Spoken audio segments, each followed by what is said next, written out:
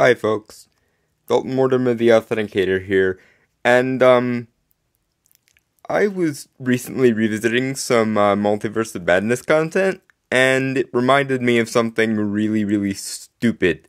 Not about the movie itself, but about the reaction to the movie. Because I actually really liked Multiverse of Maddness a lot more than some of my contemporaries would have. Because, as most of you know, I'm very much on the screw social justice, it's a bullshit neo-Hegelian ideology, and it sucks the quality out of pretty much everything it touches side of that particular argument. But I ended up liking Multiverse of Maddness a hell of a lot more than some of my contemporaries did. Mostly because I'm an actual Doctor Strange fan, and Doctor Strange 2 veered more in the direction of what I want from a Doctor Strange movie than Doctor Strange 1 did. That's no one's fault, really. It's just that Sam Raimi was a much better fit for the material than Scott Derrickson was. Most of the problems with Multiverse of Maddness came from Michael Waldron's writing and his inexperience in that department. Though that tends to happen when you put someone in charge of one Rick and Morty episode, and then have him write an entire series in the form of Loki, and then bump him up further to a massive blockbuster.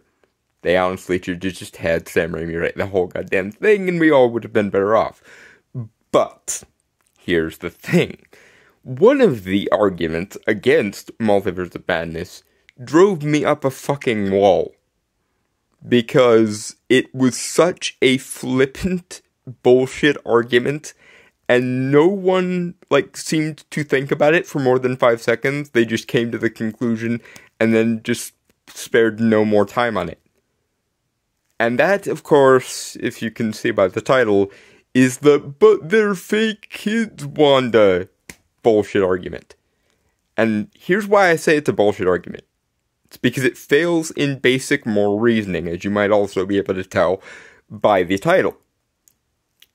Namely, what I like to call the click and drag test.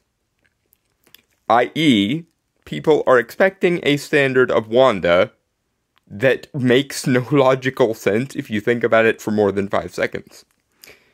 To demonstrate this, I will reason by analogy. Let us say, for the sake of saying, and let's demystify the whole thing for just a second here. I'll reintroduce it into the logic system once we're done with the actual moral reasoning part of the conversation. But let's start with the basic moral reasoning fail that I keep mentioning. Which is, let us say, for the sake of saying, that you, dear viewer, go to bed tonight, and you go to sleep like everything's normal. And then you wake up tomorrow in a mental hospital. And it turns out that everything you've ever loved was a schizophrenic delusion. Or at least a warping of things that did previously exist by your memories. For this, read Vision. Vision died and Wanda couldn't cope, and delusion. But everything you've ever loved, be it your spouse, your kids, your pets, your loved ones, your career, you're this, you're that, you're the other. Everything you love is a schizophrenic delusion. Are you going to be able to just shrug it off and go, well, my entire life is a lie that has no lasting psychological consequences on me whatsoever, and it doesn't matter how long, for the sake of this hypothetical, your loved ones or anything you love has existed as a part of your life. Because as anyone who knows about delusions can tell you, psychosis does, in fact, have the propensity to warp one's sense of time. So it doesn't matter if you and your wife met 10 years ago, 20 years ago, 50 years ago, whatever. But everything you love was a schizophrenic delusion of your own mind, and you have now woken up from that delusion. Can you just shrug it off? Can you do what the apparent intelligentsia of YouTube wanted Wanda to do in Multiverse of Maddness? Can you actually bring yourself, in this hypothetical, to do the thing that you are insisting that she do that makes no fucking sense?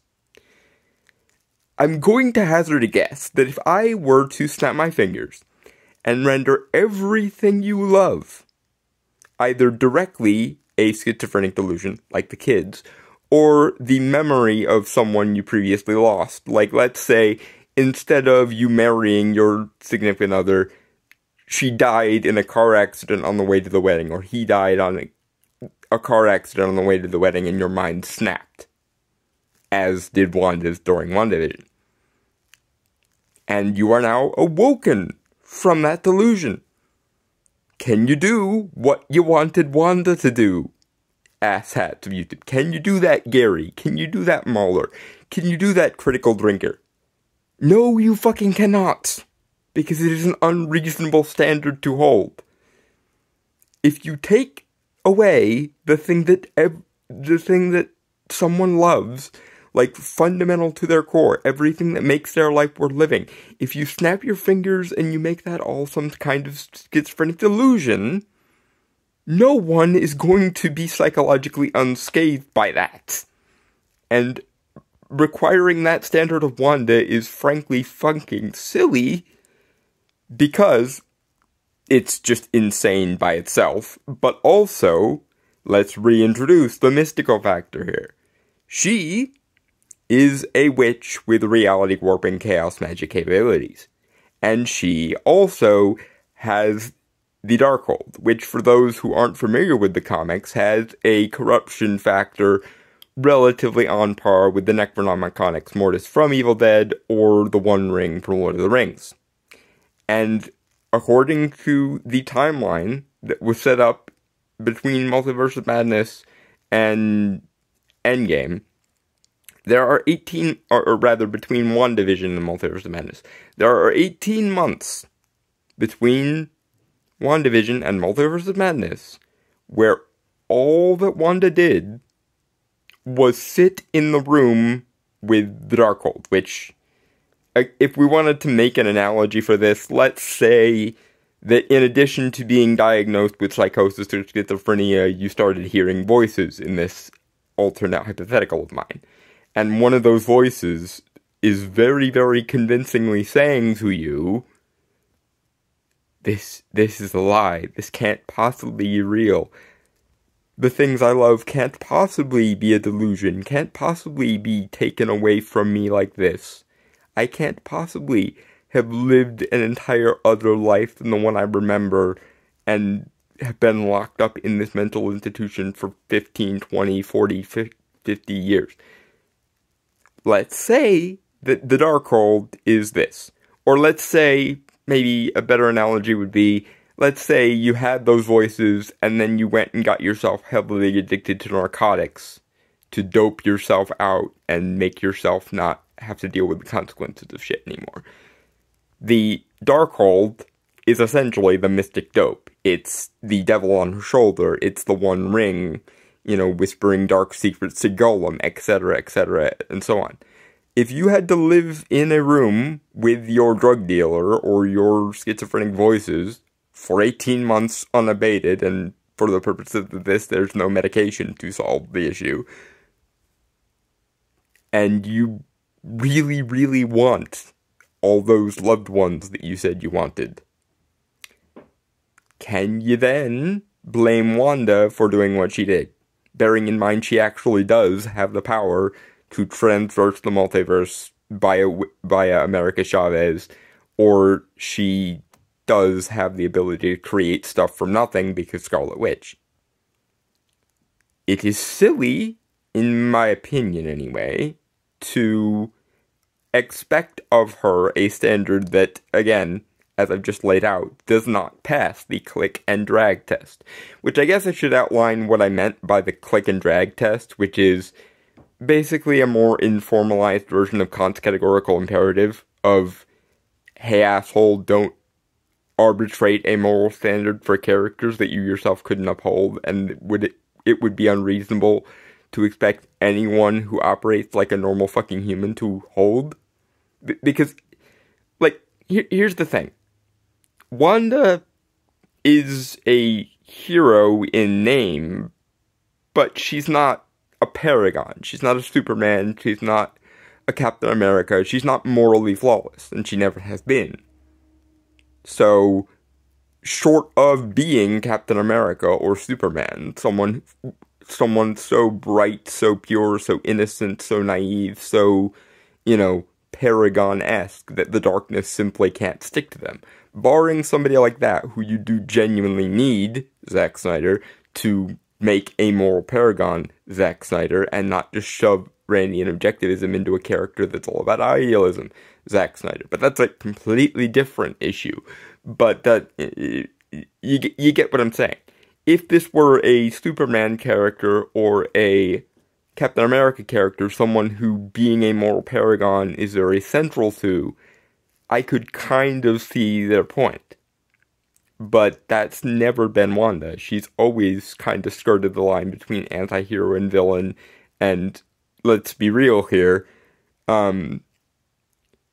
Scarlet Witch's PMS-induced reality-breaking nonsense is kind of a reoccurring theme in her comics. Like, every time Wanda has an emotional outburst, reality itself is the one that pays for it. House of M, the original storyline with Mephisto and the kids, everything that involves Chthon or Agatha Harkness vis-a-vis Wanda.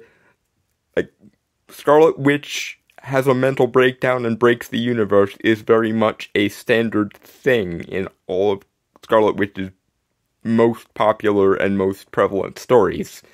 So, I'm sorry, but yeah, no, I'm gonna have to take that, but the kids were fake, so it doesn't matter argument away from you, because you are expecting something of a character who more or less has normal human frailty, vis-a-vis psychology and stuff, and does have the power to mostly get the thing she wants, and you're expecting her to abide by a standard that most normal people, if you stuck them in the analogous situation that I just outlined, everything you love has been a schizophrenic delusion perpetrated by your own mind, and all the time you thought you spent with everything you love, or doing everything you love, was just a temporally warped piece of psychosis.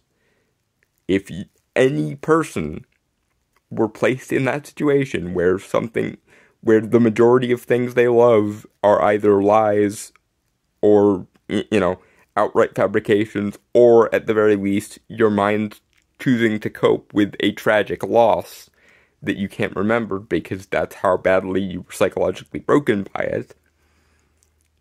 If you stuck anyone in that situation, and then you gave them Wanda's powers, and you had them under the influence of something like the One Ring, the Necronomicon Ex Mortis, the Darkhold, the Devil on Your Shoulder, Mephisto, however you want to slice it, or in our more realistic scenario, again, think of like a drug dealer, and or schizophrenic voices.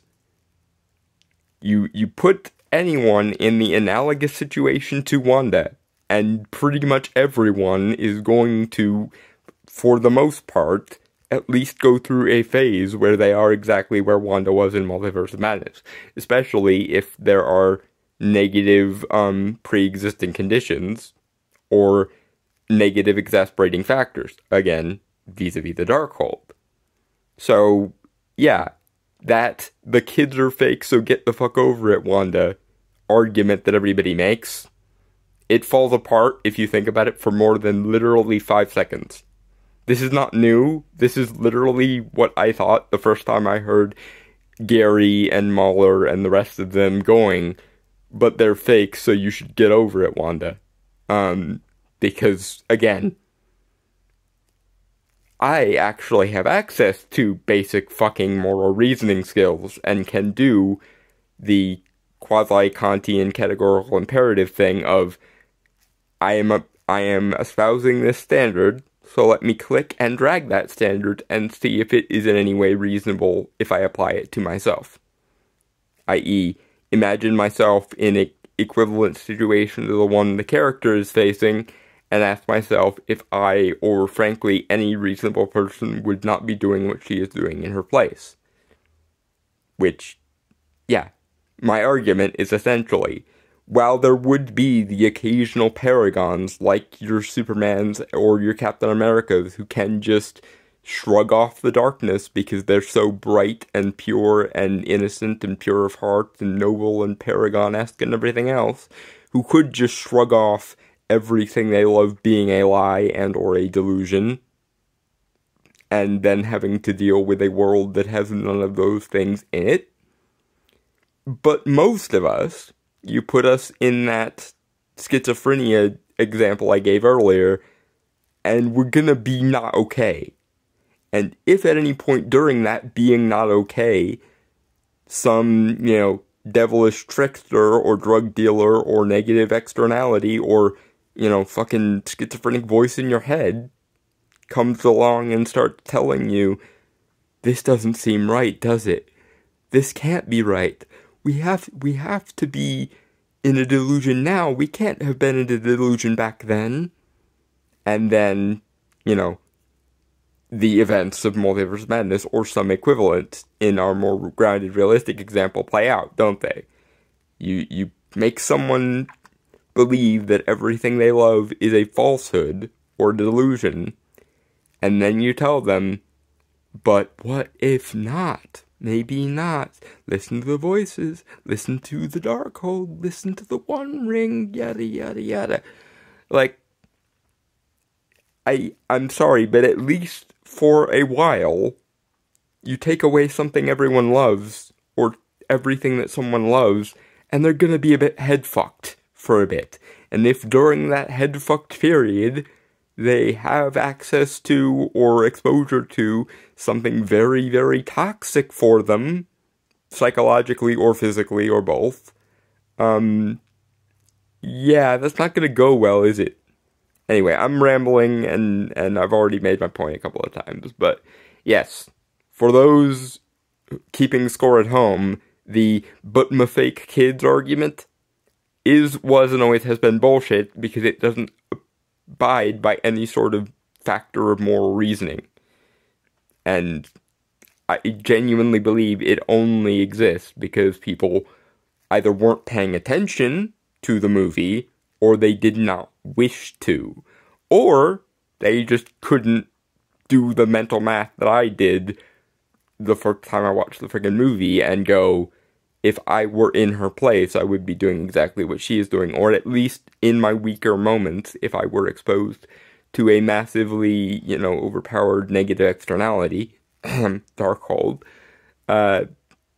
and someone also convinced me I had the power to change reality, which Wanda actually does have, a lot of us would be in her place. And if you don't agree with that, I'm sorry, but you lack the imagination to do basic moral calculus here. Because, again, it becomes easy if you just do the, let me click that standard I'm applying to the fictional character and drag it over to me and my standard, and apply it accordingly. Anyway, that's my rant. Good night, folks. Cheers, guys. I'll see you in the next one.